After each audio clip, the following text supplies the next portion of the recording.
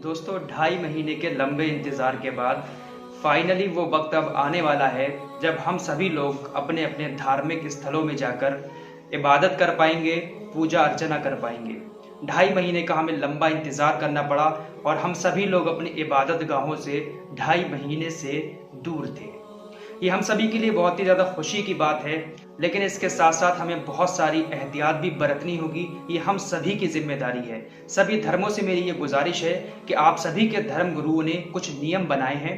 हिंदुओं के धर्म गुरुओं ने भी, मुसलमानों के मौलवियों ने भी और पंजाबियों के जो गुरु हैं उन्होंने भी बहुत सारे नियम कानून अपनी तरफ से सभी धर्मों के लोगों को बताए हैं। तो आप सभी लोग इसको फॉलो करें ताकि आगे कोई ऐसी अड़चन ना आए कि हमारी इबादत गाहें फिर से बंद हो जाएं। तो आप सभी लोग इन चीज़ों का खुद ख्याल रखें।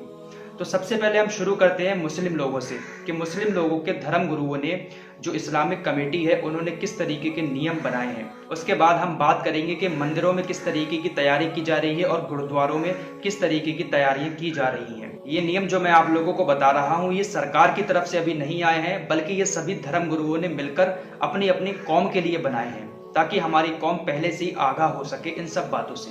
तो मुसलमानों की तरफ से जो नियम बनाए गए हैं उसकी लिस्ट ये है। कुछ इस तरीके से कुछ पॉइंट बनाए गए हैं, उन पॉइंटों को मैं आप लोगों को बताना चाहता हूँ। और ये नियम जिन मौलवियों की तरफ से बनाए गए हैं उनकी लिस्ट भी आप लोग इसको स्क्रीनशॉट ले लें, इसको पढ़ लें।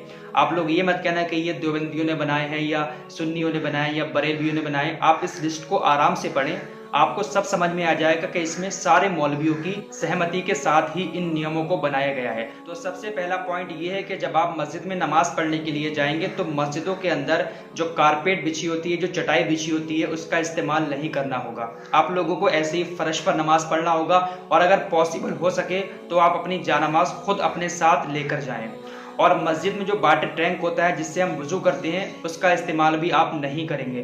कोशिश करें कि अपने घर से वुजू बनाकर जाएं। और मस्जिद में जो टॉवेल वगैरह होती है उसका इस्तेमाल भी आपको नहीं करना है। मस्जिद में जो टोपियां रखी होती हैं उसका इस्तेमाल भी आपको बिल्कुल नहीं करना है।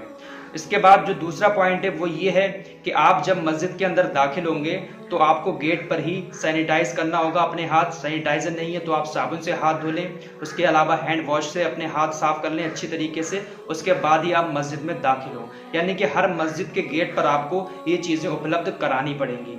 तीसरा पॉइंट ये है कि जब आप मस्जिद में नमाज पढ़ने के लिए जाएं तो ऐसे वक्त में जाएं कि जमात का वक्त जब करीब हो, जमात खड़ी होने वाली हो, इस वक्त में आप मस्जिद में जाएं और फ़र्ज नमाज अदा करने के बाद आप सुन्नतें और नफिल अपने घर पे आकर पढ़ें।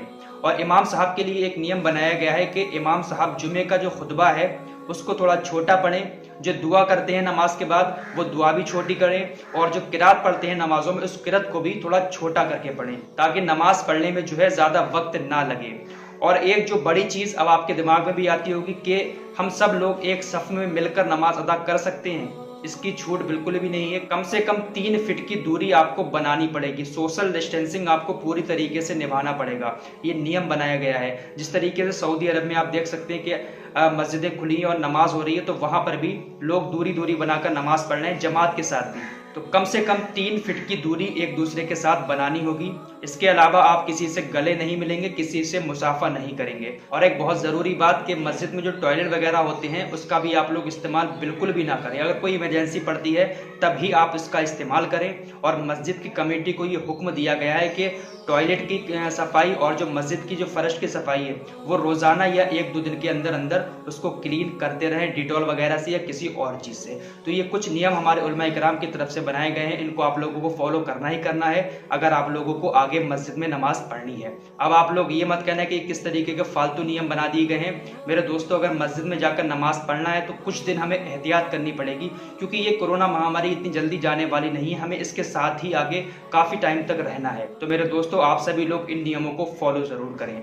अब बात आती है मंदिर की। तो मंदिर के हर एक गेट पर, तकरीबन हर एक मंदिर के गेट पर, जो शहरों में मंदिर होते हैं, एक सैनिटाइजर की मशीन लगाई गई है। सारे लोग उसके अंदर होकर जाएंगे, सैनिटाइज होकर जाएंगे। इसी तरीके से गुरुद्वारों के अंदर भी सैनिटाइजर की एक मशीन लगाई गई है। पहले गेट पर उसमें घुसेंगे, सैनिटाइज होंगे, उसके बाद आप लोग अंदर जाएंगे। और जो गुरुद्वारों में मत्था टेकने के बाद फौरन आप लोगों को वापस आ जाना है। जिस तरीके से बैठकर वहाँ पर पाठ सुनते थे गुरुद्वारों में, इसकी इजाज़त नहीं होगी।